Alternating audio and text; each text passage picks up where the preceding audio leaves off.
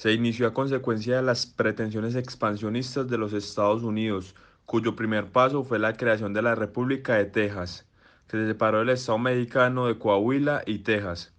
Otros detonantes fueron la entrada del ejército estadounidense en la zona comprendida entre los ríos Nueces y Bravo y la demanda de indemnización al gobierno mexicano por los daños causados en Texas durante su guerra de independencia.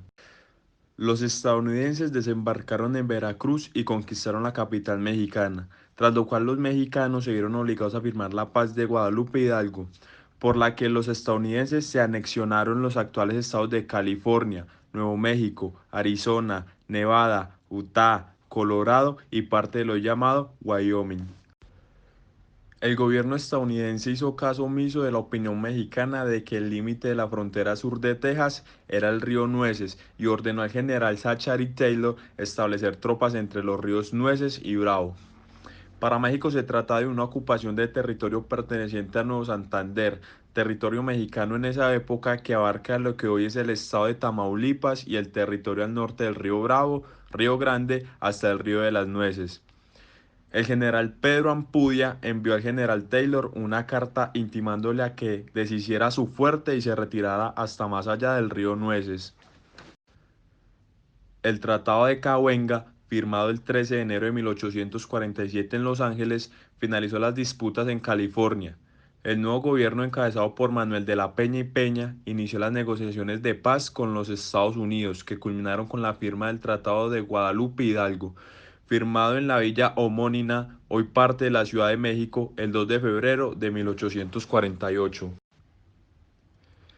El tratado fue redactado en su totalidad por Estados Unidos y otorgó a este país el control sobre Texas, el territorio en disputa entre México y Texas, que comprendía toda la tierra al norte del río Bravo y los territorios conocidos como Alta California y Santa Fe de Nuevo México, apropiándose de lo que hoy son los estados de Arizona, California, Nevada, Utah, Nuevo México y parte de Colorado y Wyoming, Kansas, Oklahoma, lo que se conoce como cesión mexicana.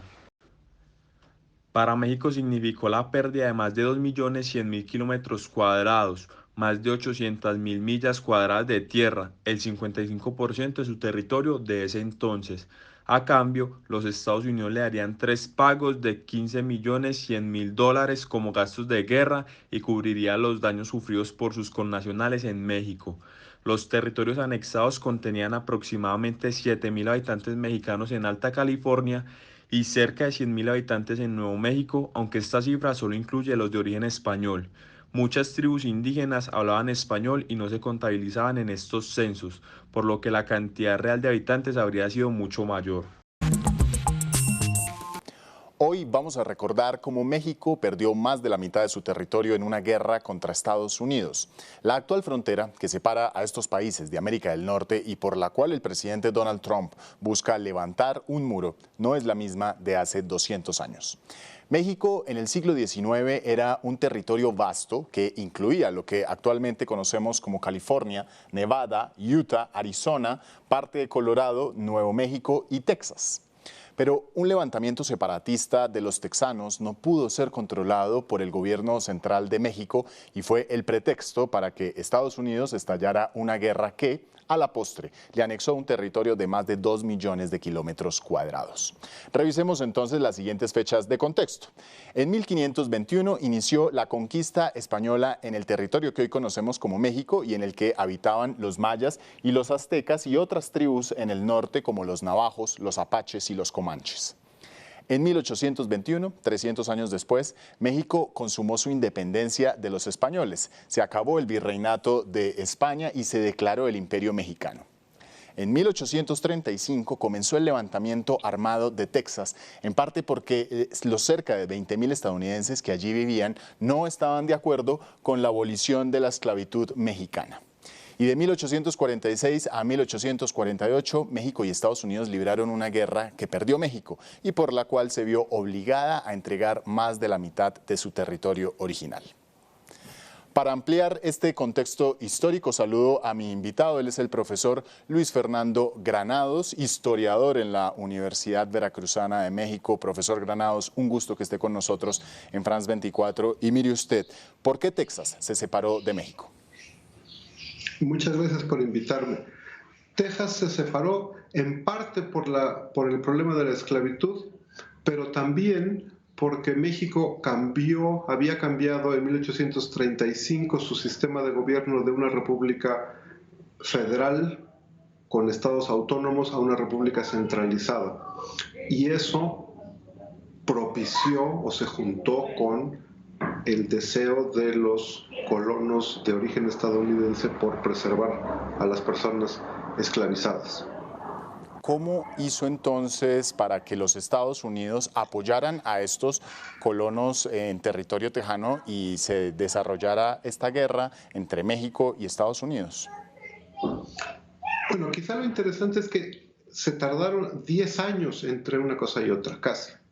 Durante 10 años Texas fue una república independiente y solo cuando Estados Unidos se entendió con Inglaterra acerca de lo que hoy es Oregón, Estados Unidos decidió anexar Texas y peleó la guerra en dos frentes. Uno en el noroeste mexicano, que fue una guerra muy rápida que terminó entre la primavera y el otoño de 1846 con la ocupación de Nuevo México y California, y una guerra más bien política entre mediados de 1846 y fines de 1847, en la cual el gobierno estadounidense obligó, al vencer militarmente al ejército mexicano una y otra vez, obligó al gobierno mexicano a reconocer la conquista de California y Nuevo México, así como de Texas. ¿Qué consecuencias trajo consigo esta pérdida de territorios para México en tema migratorio, en otro aspecto como por ejemplo la fiebre del oro en California? Bueno, lo que propició sobre todo fue para Estados Unidos la gran fortuna del oro. El oro se descubrió en California 2 semanas antes de que se firmara el Tratado de Paz, por el cual California pasó a ser estadounidense. La otra y eso significó la posibilidad de una gran riqueza para Estados Unidos, que la convirtió en la potencia continental que no era a principios del siglo XIX.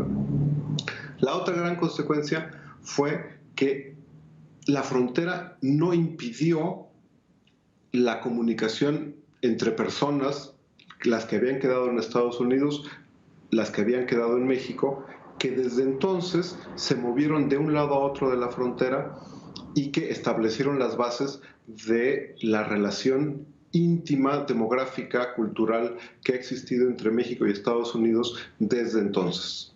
Profesor Granados, muchas gracias por estar con nosotros en France 24.